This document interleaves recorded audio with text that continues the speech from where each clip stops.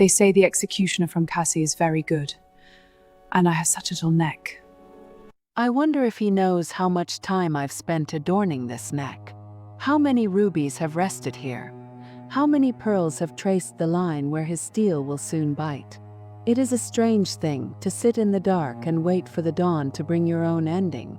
The tower is a cold, hollow place tonight.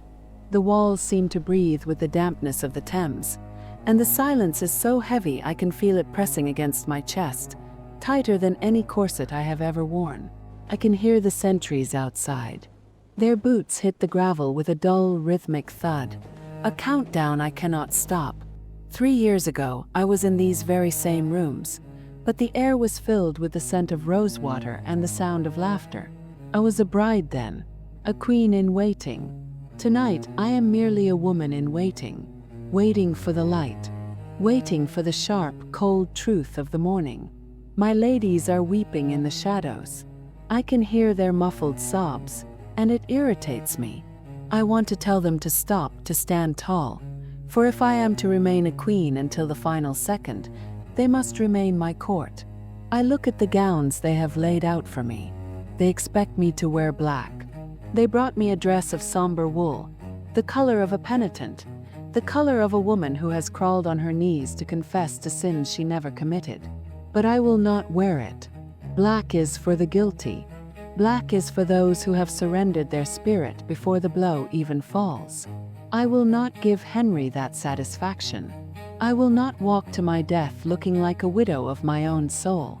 Give me the damask, the dark silver-gray gown that feels like liquid steel in my hands. I want the texture of the silk to be the last thing my skin remembers. This gray is the color of a winter sky over the channel, defiant, cold, and shimmering with a hidden light. It does not speak of mourning. It speaks of dignity. It tells the world that I am not a criminal to be erased, but a sovereign to be remembered. And the ermine. I must have the ermine. They told me I am no longer queen, that our marriage was never a marriage, that I am nothing but Anne Boleyn again. But this fur, this white ermine with its regal black flecks, says otherwise. Only royalty may wear this. As I wrap it around my shaking shoulders, I feel the weight of the crown I no longer wear. It is my armor. Let them try to strip the royalty from me when I am draped in the very fabric of the throne. The dawn is breaking now, a thin, cruel line of gray light cutting through the bars of my window. It is time. The ritual of the dressing begins, but today, every lace tightened and every pin placed feels like a nail in a coffin. My ladies move like ghosts. The water in the basin is freezing, the ice cracking under my touch like bone. I wash my face with a deliberate slowness. I want to feel the sting of the cold, to know that I am still alive, still here, still breathing.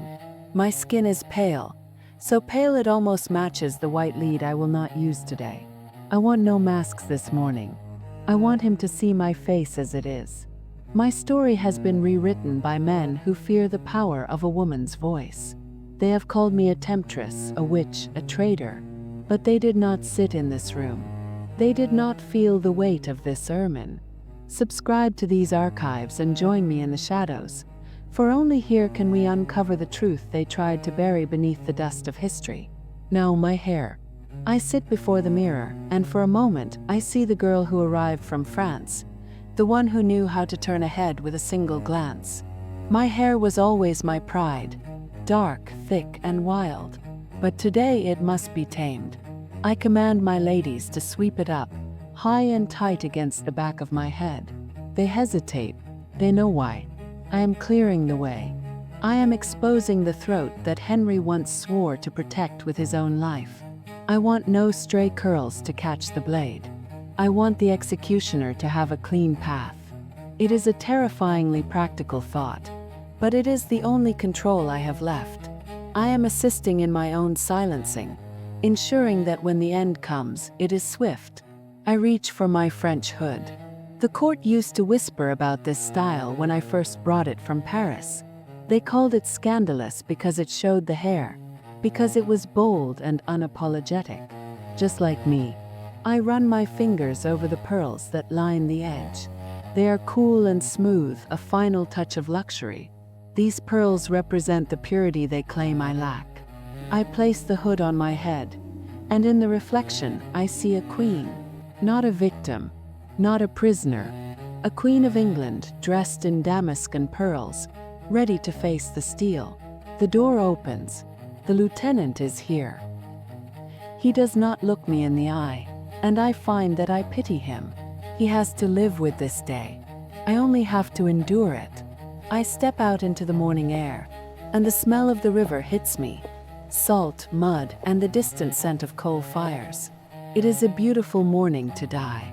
I walk with a gliding step, the heavy skirts of my damask gown rustling against the grass. That sound. It is the only thing I can hear.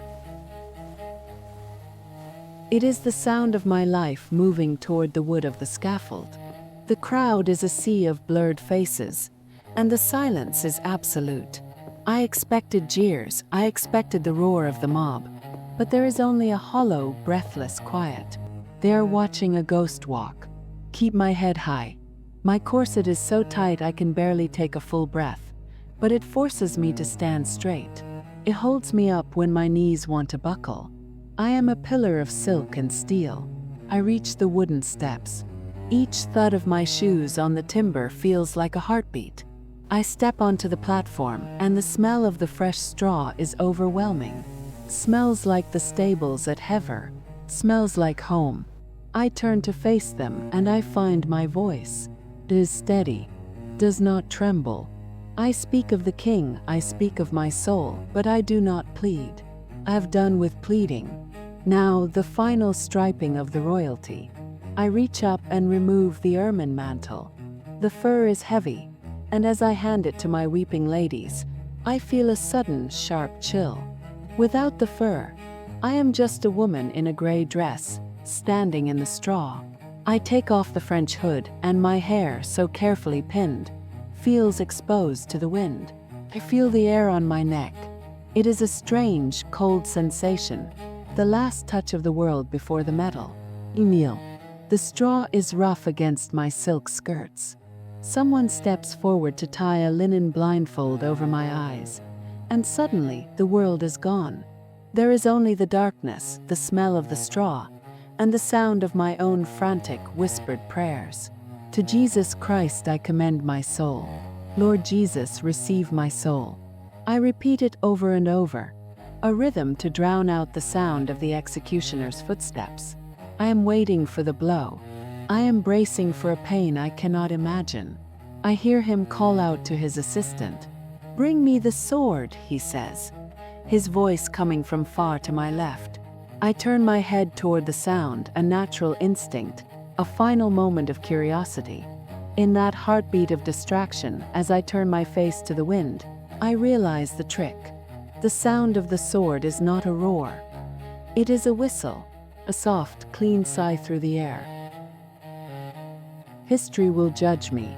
They will weigh my life against my death and find whatever truth suits their narrative. But I was here, felt the silk. I wore the ermine. I held my head high until the very last second. How do you judge me now that you have walked these final steps in my shoes? Tell me in the comments below, for though my voice is gone, my story belongs to you now. Did I play the game too well? Or was the game always rigged against the woman with a little neck?